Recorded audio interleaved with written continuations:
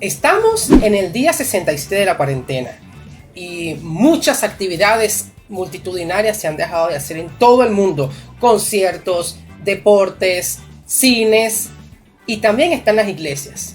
Creo que más del 50% de la población mundial está acostumbrada a los domingos o cualquier día de la semana asistir a un templo o a un lugar donde hablan de su fe y pueden obtener allí la palabra de Dios. Ahora, ¿qué sucede cuando tenemos más de 60 días donde no vamos a la iglesia o vamos a un templo? ¿Acaso nuestra fe puede estar en crisis? Eso lo estaremos conversando en la siguiente entrevista.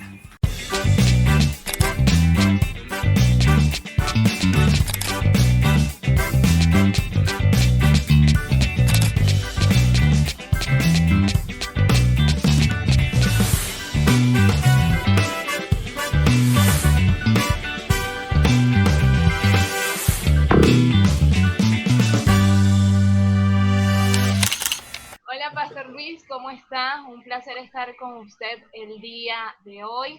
Y bueno, hoy queríamos reunirnos con usted, hablar porque están sucediendo muchas cosas y más en tiempos de cuarentena. Y esta cuarentena no solo ha afectado a lo que es la industria económica, a lo que son nuestras relaciones sociales, sino que también ha llegado hasta tocar a la iglesia, como la conocemos. Entonces, queríamos primeramente que nos hablara del impacto que ha ocasionado la cuarentena, el COVID-19, en la iglesia actual. Bueno, gracias por la oportunidad, con buen pie, y a ustedes por la iniciativa. En estos tiempos no hemos parado de trabajar, la iglesia ha seguido trabajando y ustedes como comunicadores sociales también lo están haciendo y eso es importante, ¿no? La iglesia no se detiene. Y con respecto a cómo afecta la cuarentena, la iglesia, nuestra fe, el congregarse, a las personas, ha causado un impacto, ¿no? Primero porque la iglesia no estaba preparada para una situación como esta. Y yo creo que ninguno en el mundo estaba preparado para vivir una pandemia o, en el mejor de los casos, primero una epidemia y después una pandemia.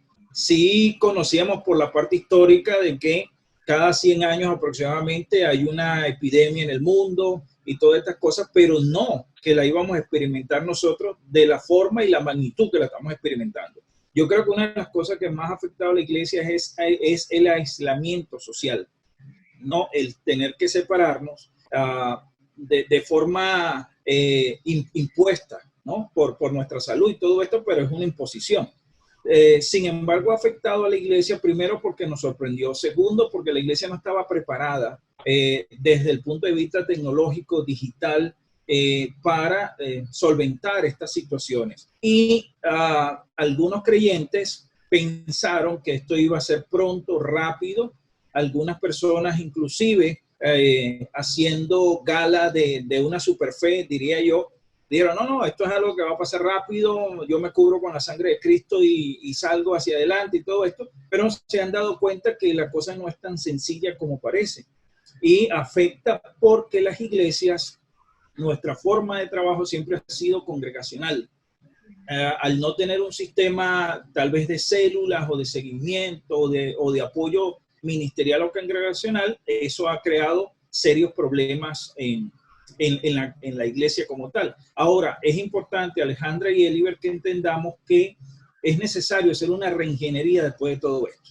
O sea, la iglesia no va a desaparecer. La iglesia, ¿qué va a hacer? La iglesia se va a levantar en medio de estas circunstancias, va a hacer reingeniería, va a tomar las medidas necesarias, como ya se está viendo en Colombia, que se están preparando para volver otra vez a la conexión.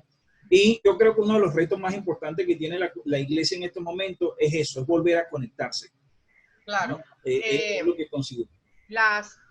No sé qué opinas tú, se has tocado este tema con muchas personas, pero la gente, muchos están acostumbrados, hablando de diferentes templos, hablando tanto iglesia cristiana, iglesia católica, la gente está acostumbrada a que alguien, ya sea el pastor, ya sea el sacerdote, alguien busque de Dios por ella para que esa persona cada domingo le diga lo que Dios le tenga que decir, levantarle el ánimo, dar una palabra X.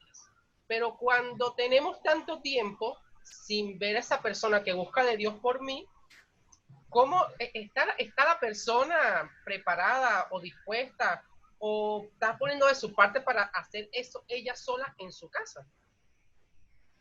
Bueno, Eliver, sabes que este tiempo de cuarentena me ha servido para dos cosas, ¿no? Tratar de adelantar el trabajo que he tenido retrasado en tanto tiempo y volver a revisar algunas cosas. Sí, y volver a revisar algunas cosas. Ayer leía otra vez mi libro porque voy a una primera edición de mi libro La verdadera batalla, y el primer capítulo habla de una batalla por librar. Y una de las cosas que me di cuenta ayer es que hemos sido mal preparados para enfrentar situaciones difíciles o situaciones de crisis, ¿no? Ahorita estoy escribiendo paralelamente el libro Una fe adulta, y es precisamente porque cómo enfrentamos esta situación tan difícil en el mundo es a través de una fe adulta. Y la fe adulta, Eliver y Alejandra, es una fe que entiende que no es otro que busca por mí, no es otro el que ora por mí, no es otro el que me sirve en bandeja de plata lo que tengo que comer de la palabra, sino que soy yo el responsable de lo que pienso, cómo oro, mi relación con Dios. Y entonces una fe adulta te plantea eso, o sea, cuán responsable eres de buscar de Dios, de tener una comunión con Dios que no dependa de un tercero, porque nos han enseñado que nuestra comunión depende de un tercero. Viene un profeta y me dice, o yo espero que venga un hermano y ore por mí. No, es mi responsabilidad, es mi relación con Dios, y eso yo tengo que cuidarlo. Y ahorita se está haciendo muy evidente eso, y por eso vas a encontrar muchas personas que te dicen, ahora sí estoy buscando al Señor, ahora sí estoy orando bastante. Eso siempre debiste hacerlo. Ajá. Eres director de ATEP, de la Asociación Teológica de Venezuela, y sé que siempre te estás reuniendo con muchos pastores, tanto a nivel nacional como a nivel internacional. Según lo que has podido comentar, has podido hablar con otros pastores, cuando aparecen las redes sociales son atacadas. Ahora vemos que las redes no es simplemente para eso, sino que las redes ahora nos funcionan a la iglesia.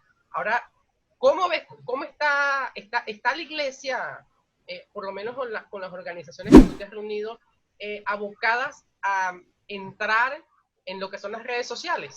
Sí, Eliver, lamentablemente no porque lo hayan decidido como una forma de hacerlo como un medio más, sino se han sentido obligados y presionados por la pandemia, ¿no? Si esto no ocurre, posiblemente las iglesias tengan la misma cultura de red en cero que han venido realizando hasta el día de hoy. ¿Qué ha pasado? Hablaba con algunos pastores y les decía, bueno, nos estamos dando cuenta de que las redes sociales son importantes y que hay leyes dentro de ellas, ¿sí? Y esas leyes ustedes las conocen muy bien como comunicadores sociales.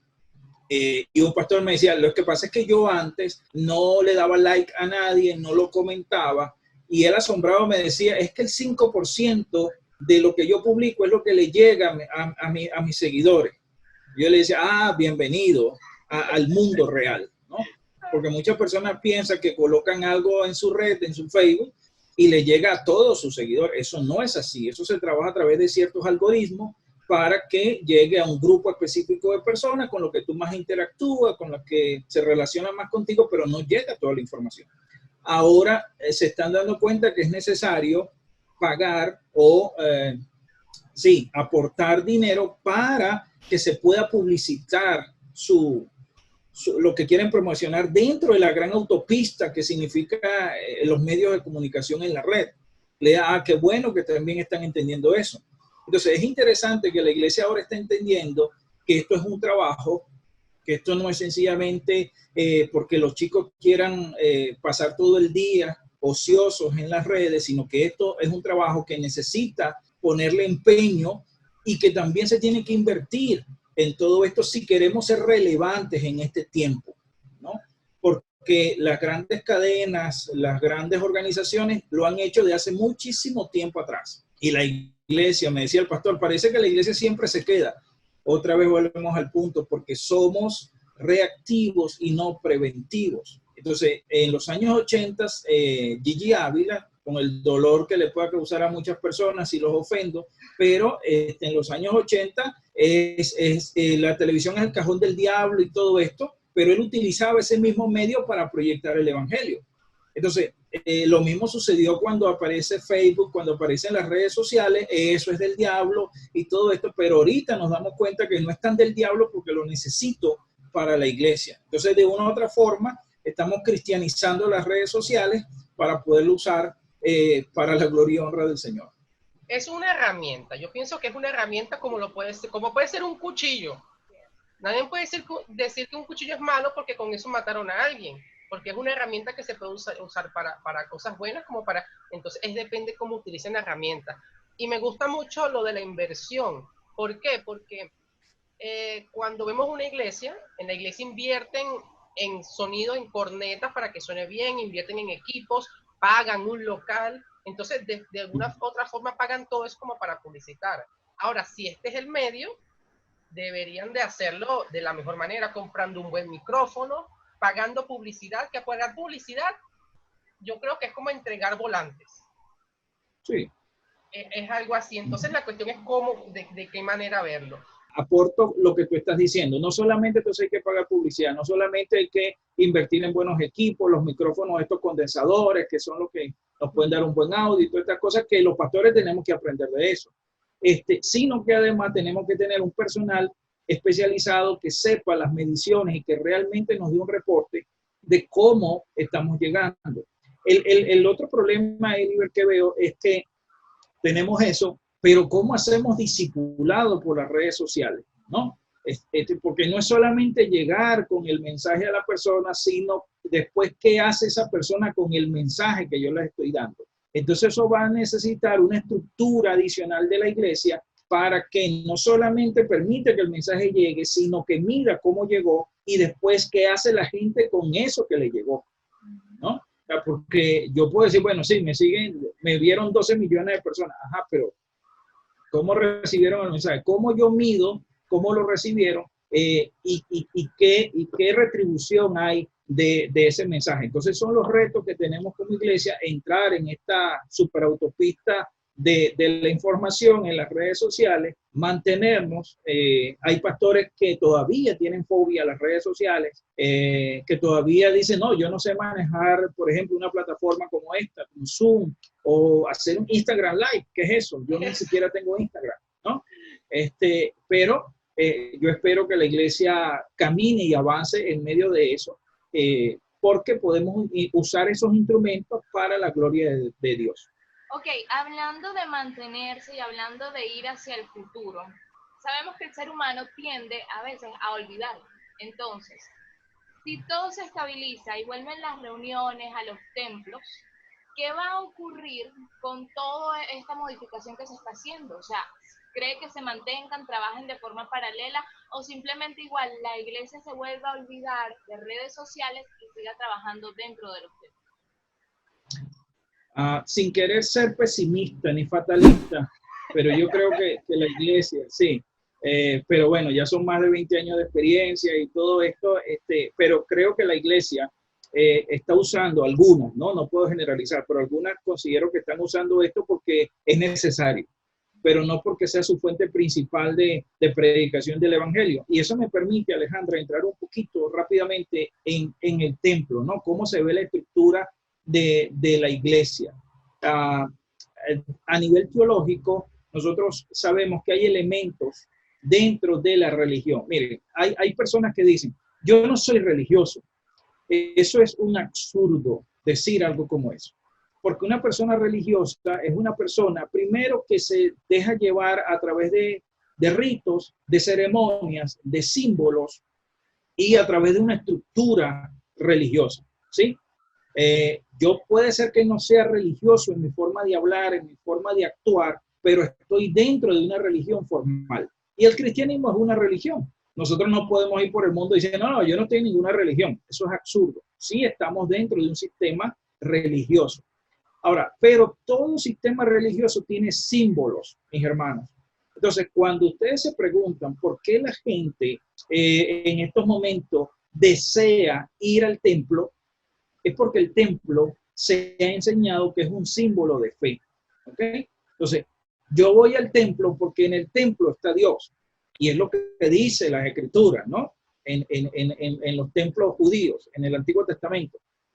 Pero esa idea queda en mi mente. Entonces, yo voy a la iglesia porque ahí está Dios, olvidando que Dios está dentro de mí, que el Espíritu Santo está dentro de mí, que yo soy iglesia, que soy templo de Dios, pero porque es un símbolo de fe.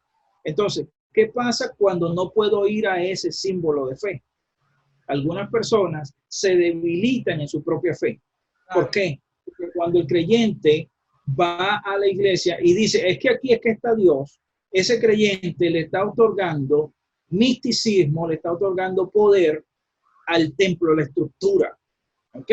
Ahora, si yo no puedo ir a la estructura a recargarme o a ver a Dios o a adorar a Dios, entonces mi fe entra en crisis. ¿Por qué? Porque no tengo el símbolo. Muchas veces criticamos al católico porque su simbología es la cruz y la tiene colgada en el pecho, pero cuando doy religiones comparadas y les digo a los muchachos, los símbolos son importantes porque los símbolos le dan identidad a las personas. Entonces imagínense un creyente, un evangélico que no vaya al templo. Entonces pierde identidad. Su fe entra en crisis. ¿Por qué? Porque es el símbolo, es el lugar donde está Dios. Y si no voy, entonces ¿cómo me encuentro con Dios? Claro. ¿Okay? Podríamos decir entonces ahorita que la fe está en crisis. Al cristiano adulto que tiene una fe adulta, que entiende que Dios no es un templo, que mi fe no está centrada en una estructura, no entra en crisis. Porque ¿qué dice el Señor? El Señor dice, donde estén 2 o 3 reunidos en mi nombre.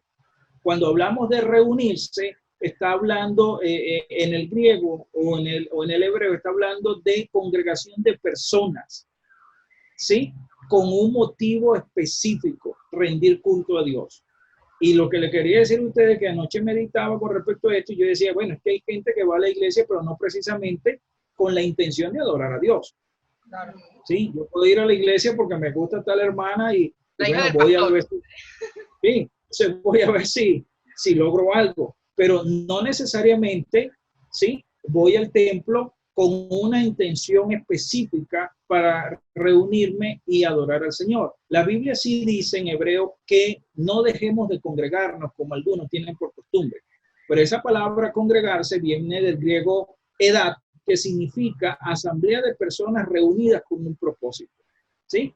Entonces, si nosotros vamos a un hogar y nos reunimos con el propósito de adorar a Dios, no estamos dejando de congregarnos, ¿ok? Porque hemos visto que congregarse es ir solamente al templo. Ahora, yo no estoy diciendo que deje de congregarse, porque hay personas que toman esto y dicen, bueno, pastor, yo voy donde sea y me congrego donde sea. No. No es eso, pero no puedo tomar el templo como un símbolo de mi fe, porque mi fe está centrada en Cristo, no en la estructura ni en el templo. Ahora, ¿por qué es necesario reunirnos con los demás? Porque yo puedo interpretar la Biblia a mi manera, puedo tener coinonía a mi manera, y un medio para reunirnos como asamblea juntos, todos, es precisamente crecer como personas. Porque ahí hay roces, ahí tenemos coinonía, tenemos el compartir, aprendemos de la experiencia de los demás, de la experiencia de fe de mi hermano, y entonces es necesario que salga de mi iglesia personal y particular, que puede ser mi cuarto, mi casa, el cuarto de guerra que se ha puesto muy famoso. Entonces, yo salgo de allí y tengo interacción con otros cristianos para aumentar mi fe y tener coinonía con ellos. No soy un monje que se aísla para tener una comunión absoluta con Dios y no me importan los demás. No. Me hace aterrizar en mis realidades el congregarme. Estos días un pastor estaba dando un live y él decía que en ese momento él sentía que no tenía control de la iglesia.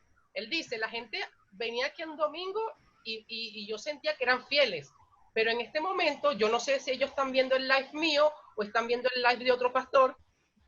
No sé, o sea, no tengo esa, y dice que la fidelidad quizás, o sea, el control que tenían los pastores sobre la iglesia, como decía ahorita, se ha perdido un poco, pero se me dio risa porque él decía, Yo no sé si me estás viendo a mí, estás viendo a Cash Luna o estás viendo a Guillermo Maldonado, no sabemos. En este punto yo creo que ya las personas comienzan a formarse sus propios criterios. No es porque alguien les esté diciendo, sino que ya comienzan a armarse como que su base. Sí, fíjense algo interesante eso que ustedes están tocando, ¿no? Acuérdense que en el tiempo de Jesús habían otras personas, otros líderes, otros maestros que tenían discípulos. Y los discípulos de Juan en una oportunidad le dijeron a Jesús, nosotros queremos venir contigo, queremos estar contigo. Juan obviamente no se lo impidió. Jesús establece las condiciones para ser su discípulo. Ahora, la Biblia a mí me dice que en los últimos tiempos, en los postreros tiempos, se amontonarán maestros, la gente, los maestros de acuerdo a lo que quieren escuchar. Ahora, un pastor tiene que entender que no tiene el control sobre ninguna persona. O sea, ellos son fieles a Jesús, no a mí. ¿Sí? Y cuando yo entiendo eso, yo me evito dolores y dolor de cabeza porque sé que son miembros del cuerpo de Cristo. Yo simplemente les voy a guiar. Ahora, ¿qué es lo que debería tener por seguridad un pastor? Si yo enseñé la palabra, si yo he enseñado lo que Jesús dice, no lo que yo digo, sino lo que Jesús dice, hermano, no importa quién escuche. Usted puede escuchar a quien usted quiera, en el momento que usted quiera, porque yo me encargué fue de decirle lo que Jesús dice. Y lo que Jesús dice prevalece por encima de cualquier falso maestro, de cualquier herejía, de cualquier situación. Entonces, si usted me pregunta, pastor, ¿usted está tranquilo porque no puede tener contacto con su gente todo el tiempo y estarlo conduciendo allí? Sí, estoy tranquilo porque primero es el Espíritu Santo quien tiene ese trabajo. Y segundo, cuando se te forma en la palabra, no hay ningún problema, porque yo voy a filtrar lo que ese otro predicador o ese like me está dando, otro predicador, lo voy a filtrar por lo que la palabra dice. Y allí estoy tranquilo. Entonces, esa debería ser la función de nosotros como pastor, mostrar la palabra para que las ovejas se guíen por la palabra y no precisamente por mi mandato y mi orden. Claro. Vamos a volvernos apocalípticos. Desde hace 2000 y pico de años, el Señor dijo que regresaba pronto. Y se ha tomado, bueno, la venida de Cristo, el arrebatamiento, un poco de gente va a desaparecer, el fin del mundo. Hace 100 años tuvimos la peste negra. No, creo que era la gripe española. La gripe española. La gripe española, la peste negra fue en el siglo II. No sé si en ese momento dijeron que ya era el fin del mundo y que Cristo venía. Sí. Tuvimos un milenio, que somos una generación que pasó un milenio, cosa que no ha pasado más nadie. También se habló que era el fin del mundo. Después tuvimos el 2012 y también se habló del fin del mundo. El calendario maya y también se habló del fin del mundo. Y el coronavirus no pudo pasar esa red de que lo catalogaran como que ahora sí es el fin del mundo. Se está hablando incluso de la vacuna, del chip, que por cierto, está mucho en redes sociales esto del chip, que dice que controla a la gente y todo esto. Realmente, según la Biblia, ¿qué está ocurriendo? ¿Cómo ve la iglesia esto del COVID-19? ¿Es normal que ocurra o si estamos en el fin del mundo? Fíjate, Alejandra, hace un par de días hablaba justamente con unos estudiantes en una clase online y yo les decía que si Dios necesitaba, ¿no? Era una pregunta retórica, si Dios necesitaba utilizar catástrofes, el dolor y la muerte para que el ser humano se arrepintiera. Y obviamente que no, porque si yo afirmo de que Dios está enviando un castigo con este COVID-19 para que la gente se arrepienta, entonces yo estoy echando por tierra 2000 años de soteriología, de salvación a través de Cristo. Porque en ninguna parte de las escrituras aparece que el ser humano se arrepiente por catástrofes o se arrepiente por dolor o muerte. No. Vuelvo otra vez con Juan 14:6. Yo soy el camino, la verdad y la vida, y nadie va al Padre si no es a través de mí. Entonces, lo primero es que considero que el COVID-19, y lo digo con mucha responsabilidad, el COVID-19 no es un castigo divino, ¿no? No lo es. Dios no necesita mostrar su poder a través del dolor y de la muerte para manipular el corazón del hombre para que lo ame. Dios no es así, ni trabaja de esa manera. Juan 3:16 dice que porque de tal manera amó Dios al mundo que envió a su Hijo, su único, su primogénito y todos los aspectos cristológicos que eso tiene, para salvar al hombre. Entonces el medio de salvación es Jesucristo, no es el COVID-19. Hay gente que está confundiendo remordimiento con arrepentimiento, ¿sí? Entonces, les decía a estos estudiantes, ustedes sabían que en México, una de las grandes casas de pornografía en México abrió su canal para que la gente mientras esté en casa pueda disfrutar de pornografía gratis. Entonces, esta situación no causa un arrepentimiento en el corazón del ser humano. Hay muchas personas que están esperando que todo esto acontezca para volver a su vieja vida y seguir haciendo lo que estaban haciendo. La cantidad de homicidios y de violencia en el mundo y en Venezuela ha aumentado justamente en estos tiempos de cuarentena. Entonces, el COVID-19 no es un medio que Dios utilice para salvación, señores. Es a través de Jesucristo. Entonces, no es un castigo divino. ¿Qué creo que es? Es sencillamente negligencia humana, como ha pasado con las otras pestes y las otras pandemias en el mundo. Ahora, ¿qué pasa? Que es un buen tiempo para algunos, algunos aficionados al apocalipsis, ¿sí? Para comenzar a sacar todas estas teorías. Lo segundo es que no creo en esas teorías conspirativas. O sea, no pierdo mi tiempo en ver esas cosas.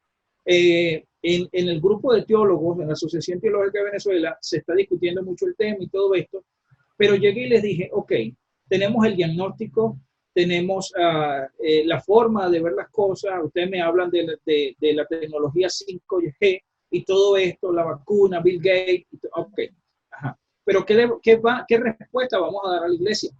Porque yo puedo tener toda la información que yo quiera, pero se supone que el discernimiento es que yo tengo la información, lo analizo, lo reflexiono y doy mi análisis. Entonces, es lo que tú me estás preguntando. Ok, pastor, si esto es así, entonces la iglesia, ¿qué va a hacer? La misma pregunta le hice a los teólogos. Si eso es así, entonces, ¿qué le vamos a decir a las personas? Y el detalle es complejo hablar de lo apocalíptico y el profetismo que hay en las redes sociales es increíble. Aquí en Venezuela se comenzó con los 40 días, Moisés, 40 días, yo no sé qué. Y después de los 40 días viene la redención para Venezuela. Resulta ser, porque me entrevistaron para preguntarme específicamente sobre ese tema, investigué. Y me di cuenta que la persona que colocó ese mensaje y que corrió como pólvora dentro del mundo evangélico, lo copió de una página católica donde hablaba era de la cuaresma. La Iglesia Católica piensa que los 40 días son 40 días de purificación, de cómo entrar en una comunión con Dios para la Semana Santa. Esa persona copió eso, le añadió algunos elementos evangélicos de nuestro lenguaje y después al final dice 40 días después de esto veremos la redención de Venezuela. Pasaron los 40 días, ya vamos casi por 50 y algo, y no ha pasado nada. Entonces, ¿cómo eso, chicos, pasa con todas estas situaciones que se están planteando? Que si la marca de la bestia, que si Bill Gates está preparando tal cosa, el nuevo orden mundial. Es interesante saber en la historia que el nuevo orden mundial no es nuevo, valga la redundancia. Desde la Primera Guerra Mundial se está hablando de un nuevo orden mundial. Y quien habló de eso fue uno de los primeros presidentes de los Estados Unidos. Y él planteó el nuevo orden mundial después de la guerra, posguerra. Entonces, cada vez, hermanos amados, que hay una situación como esta en el mundo, los grandes líderes se reúnen para hablar de un nuevo orden mundial, para decir algo como esto. Bueno, esto no sucedió, debemos mejorar, debemos cambiar las políticas para entrar en un nuevo orden mundial. Todo eso se ha usado como una teoría conspirativa, bastante creativa, por cierto, en nuestro tiempo, que asusta a los creyentes. Hay gente que se ocupa de saber cómo es el infierno, de cómo va a ser la bestia. Señores, yo doy escatología, yo doy apocalipsis, pero me limito a lo que la Biblia me dice. Porque si Dios no me dio más información en la Biblia, y me perdonan, tal vez sea un poco chocante lo que voy a decir, pero si Dios no me dio esa información, es porque no es de mi incumbencia. Claro. A mí no me interesa saber cómo es el infierno. Por eso yo no leo los libros de Rebecca Brown, una revelación divina del infierno. Yo no leo eso porque yo no voy para el infierno. Yo tampoco. Así que a mí no me interesa saber cómo es. ¿Ok? Y muchas veces ese infierno que aparece en los libros de Rebecca Brown se parece más al infierno de Dante Alighieri que realmente el que está en la Biblia. ¿Ok? Entonces, lo mismo sucede con esos elementos apocalípticos. Hay un grupo que le estoy dando ahorita cristología y muy poca gente relaciona el Apocalipsis con la cristología, ¿no? Pero cuando tú estudias Apocalipsis, ves en el Apocalipsis a Cristo, al Cristo de la gloria. Ves al Cristo consagrado. En los evangelios sinópticos lo ves como un hombre, común y corriente, haciendo milagros y todo. Pero en Apocalipsis se ve cumplida todas las profecías en su vida. Es el Todopoderoso, es el Rey de Reyes, Señor de Señores, viene en una nube. Entonces, el Apocalipsis, más que un libro de desastres que nos han planteado así las películas y todo esto, es un libro que resalta el poder de Jesucristo, de tu Señor, de mi Señor. Entonces, cuando yo lo leo desde esa perspectiva, me da una esperanza adicional porque no es solamente un libro de muerte, sino es un libro de promesas consumadas en Cristo Jesús. Y yo me fortalezco cuando lo leo porque digo, bueno, mi Señor lo vi colgado en una cruz, pero aquí regresa, ¿sí? Como todopoderoso, con su vestimenta, con su banda de oro, con su corona. Ese es mi Señor. ¿Cómo es? Y esa era la idea, como es, que esa era la idea que Juan quería transmitir. Porque Juan el Bautista en un primer momento dice, el Cordero de Dios que quita el pecado del mundo, pero Juan, el amado, lo ve y dice el Cordero inmolado. Entonces, fíjense, se ve desde un punto de vista humano el Cordero que quita el pecado del mundo, pero aquí está el Cordero inmolado, el que lo hizo. Por eso el libro de Apocalipsis nos da esperanza a nosotros los cristianos. Para el que no es creyente, es fatalista, pero para nosotros no debe de ser así. ¿Qué le está diciendo esta situación a la iglesia? Porque más que un mensaje de la iglesia, yo creo que la situación le está dando un mensaje a la iglesia. ¿Cuál será ese mensaje? Ok, ¿qué le está diciendo el COVID-19? No solamente a la iglesia, sino al mundo. Le está diciendo que somos vulnerables, ¿no? Nos recuerda que somos barro, ¿no? Que no somos superpoderosos, que necesitamos de Dios, que aunque tenemos tecnología de punta y muchos descubrimientos en el área de salud, de la biología, de la genética, terminamos siendo seres humanos vulnerables, temerosos por un virus, por una afección que ni siquiera podemos ver. Entonces eso nos habla de eso. Ahora, a la iglesia, Eliber, ¿qué les puede estar diciendo Dios a través de estas circunstancias? Primero, hermanos amados, que debemos tener una fe adulta, ¿sí? Y la fe adulta es que tengamos certeza y convicción que a pesar de los reveses de este mundo, a pesar de los días malos, a pesar de que Dios guarde silencio, Él se está comunicando con nosotros. Él se comunica con una voz, un susurro, una voz muy baja, muy sensible para aquellos que lo quieren escuchar.